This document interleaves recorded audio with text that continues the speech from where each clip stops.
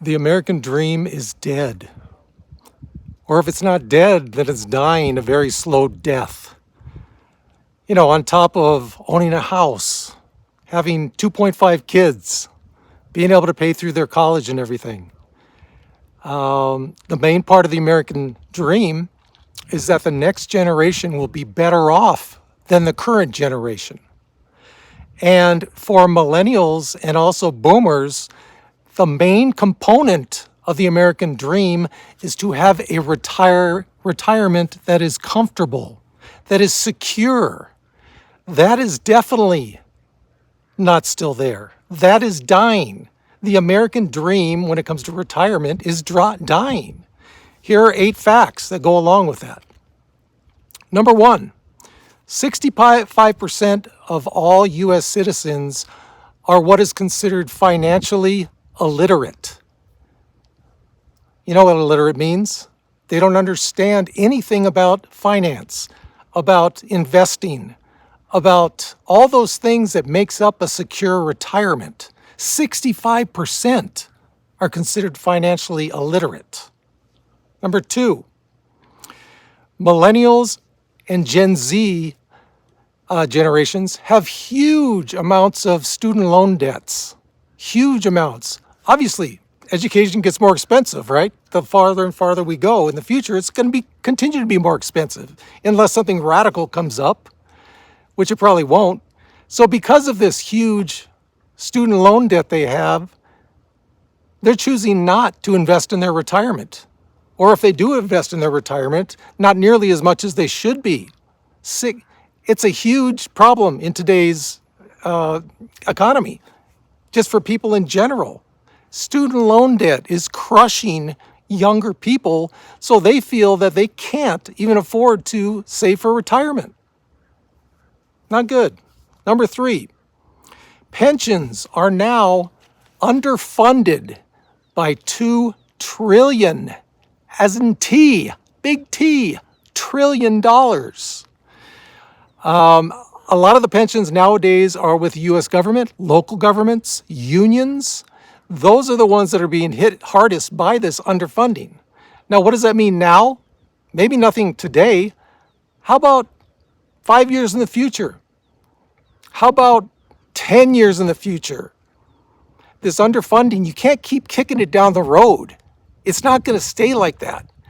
Eventually, something is going to have to be done. Does that mean pensions will be reduced for some of these retirees or people who are reaching retirement? Does that mean some of the companies that are giving pensions will go out of business? You just never know. It used to be that pensions were pretty secure, right? Yeah, that was the American dream, that you'd be able to retire in a secure fashion.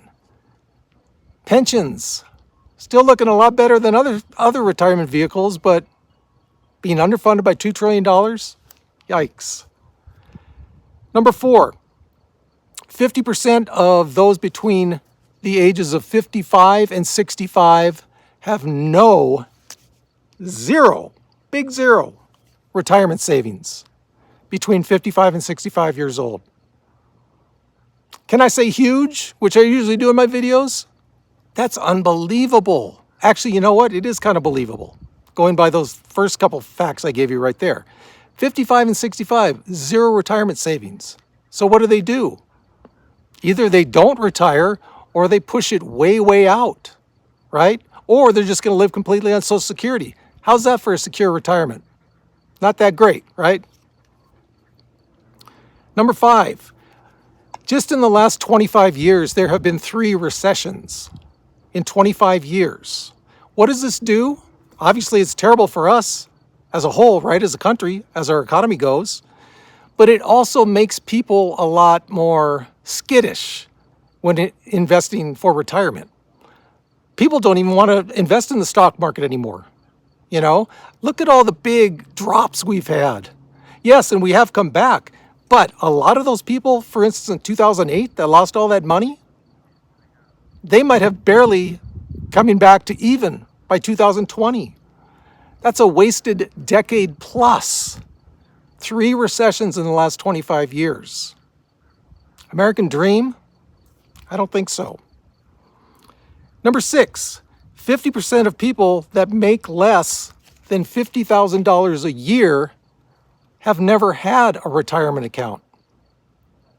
What does that mean? Obviously, these are people that are going to rely on Social Security, right? If anything at all. What a lot of companies have been doing is they've been making it mandatory to invest in some kind of retirement vehicle, 401k or whatever it is that they offer when you become an employee. I think that's great. For those people that say, okay, I'm making $45,000 a year, I have 2 kids, I can't invest. Well, this is going to make it mandatory. Now, as far as the amount they invest, it's pretty much still up to them, but they have to invest something. That's a small step towards making something like that better, right? I think so. Hope it keeps going in the positive direction.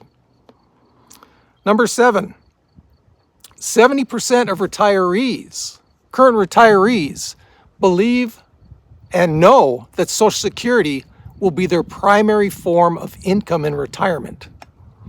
Now, we've talked about Social Security before in this channel. Social Security has a lot of problems. Social Security, are they kicking that one down the road too? Yeah, they are. There has to become some kind of permanent solution where we will be funded again in Social Security. What are they going to do with this? Are they going to drop the amounts that we'll be expected to get with Social Security? Who knows?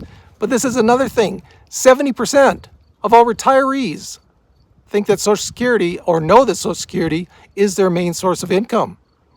How can we get around that? Make people learn, have people learn what finance is, what investing is. So 65% of the population isn't financially illiterate. So they can start earlier on investing in things like 401ks, like IRAs, whatever, even just the stock market a little bit. If you start, as we've talked in videos before, if you start when you're 20 years old, put in a couple $100 a month, you're looking pretty good. Just even keeping it that couple hundred bucks a month. Keep doing that when you're 20, you're looking good by retirement. It takes knowledge. We have to get people more knowledgeable about finance.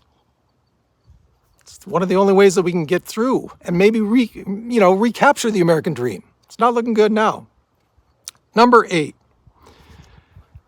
Nowadays, we're living longer than we did back in the 50s, 60s. So by living longer, obviously, toward the end of retirement, you might be running out of money. You might not be looking too good in your retirement nest egg by the time you get 83, let's say. So what kind of an American retirement dream is it when you're running out of money at 83, 84? That's not good. That's not the American dream that I've always heard from before. So there you go, guys. There's a lot of statistics out there saying that we're not doing that well when it comes to retirement regarding the American dream. It's got to get better. I remember, guys, hey, you're on the good side. You're on the positive side here because you're watching retirement videos. You're getting information on this. You will be much better off than the normal person who is financially illiterate. Just remember, guys, take that information, use what works for you, and then, as always, with my scratchy throat in the high desert, I'm 16 years old again. We got this.